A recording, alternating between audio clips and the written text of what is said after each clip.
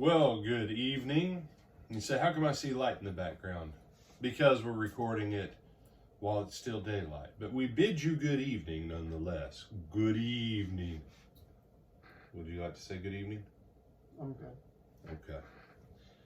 Tonight, we're going to talk about 666, the number of the beast.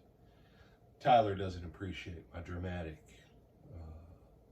interaction on this. It's all right. Well, since you don't appreciate my dramatic effects.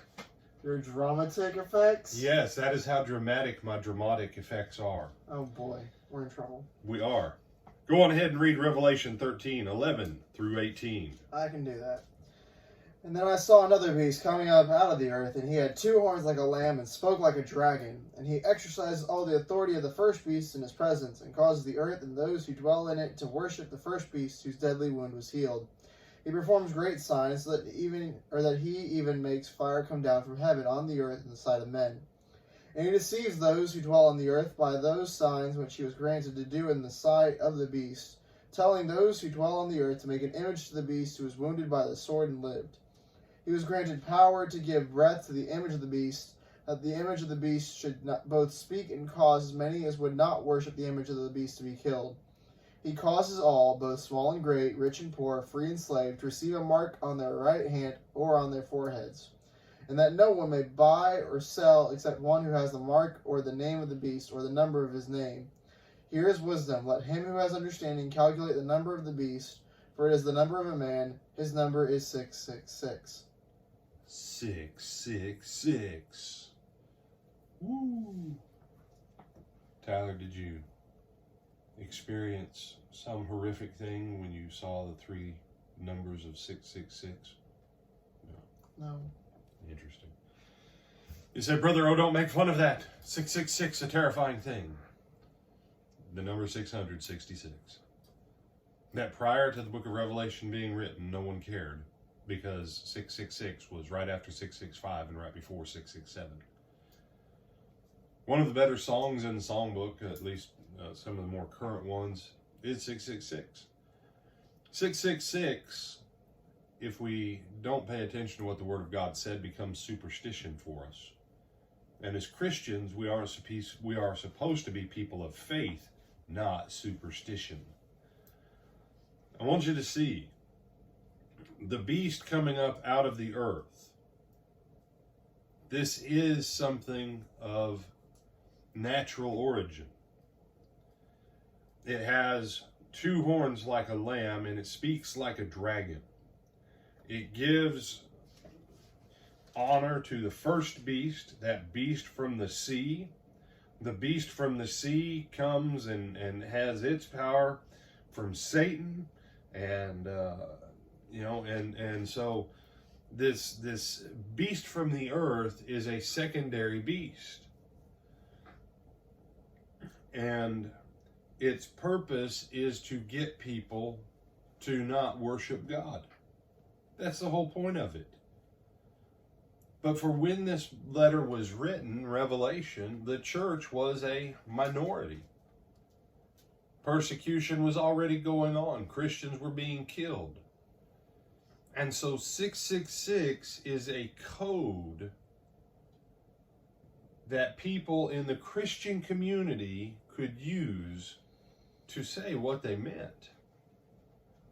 But 666 also has a secondary signification. The number 7 is the number of perfection. It is a number of perfection among men. Enoch, the seventh from Adam. Lamech lived 777 years. Because why? He died in the year of the flood. So you see this number 7, and the number 7, there's like 12 or 14 different number 7s in the book of Revelation. 7 is always a number of perfection. Therefore, 666 is indicative that in 3 different ways, that this one is going to look like God, but it falls short of perfection in each category. And And I'll say to you, you need to start tuning in on our Sunday evening Revelation series of lessons. But 666 is the number of a what? Man. Not a government. It's the number of a man. Now that man would be the head of that government. And depending upon which date you take for Revelation, there's a way that the name of Nero comes to 666 with the way it was added up according to ancient numerology. And there's a way that the name of Domitian comes to 666.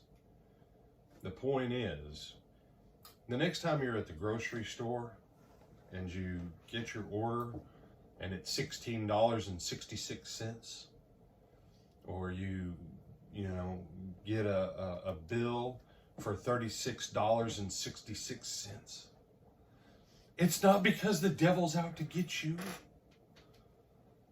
And I would say to you, have fun with the clerk in the store. Look at him and go, yes, that's my lucky number, 666. Brother, why would you say that? Because I'm not superstitious about it. I know that Jesus has already conquered this stuff. I don't need to be afraid of it. I just need to be mindful of it. 666. It's the number of a man. Do you have some thoughts on that, Tyler, before we close out? I was going to say, or you just go to the grocery store and you spend $13.34 and you give them a 20. That's nice, too. That actually happened to me. That is nice, too. Yes, the person at the cash register was minorly terrified. I laughed. It was funny. Yeah. 666. It's the number of a man. But I do like that. And it's not the number of the dragon or the number of Satan, right? No. Okay. No, it is not the number of the dragon. It's not the number of Satan. As we study these things on Sunday night in our Revelation series, some of this will be more clear. But it had to have meaning to the people to whom it was first revealed. And when they saw the 666, they knew exactly who Jesus was telling them was occupying this position in the world. And it gave great comfort to them to know who their enemy was that was trying to destroy them and take them away from Jesus. Today, you and I have an enemy. Oh, it's the devil. Yeah, it's the devil. But it's the devil working through human agents that is trying to take us away from Jesus Christ. Its number may not be 666, but their goal is still the same. So I want to encourage you as we close out the night. Don't be afraid of that which Christ has already conquered. If you're going to be afraid of anything, be afraid that maybe you and I aren't as loyal to Jesus as we ought to be. Because if Jesus has already conquered all of this, we need not fear it. We need to respect it so we don't get taken and overthrown and deceived by it. But Jesus told us, do not fear the one who can only destroy your body, but rather fear him who can destroy body and soul in hell. And he was talking about himself and his Father. And you say, oh, no, that doesn't sound right. Yes, read 1st and 2nd Peter. You'll find it in one of those two letters where the Word of God very clearly says, to whom shall we fear, Tyler? What's it say there? Fear God. I'm Brian Reagan. This is Tyler Kelly. Sleep well, brothers and sisters, knowing that 666 is not going to get you.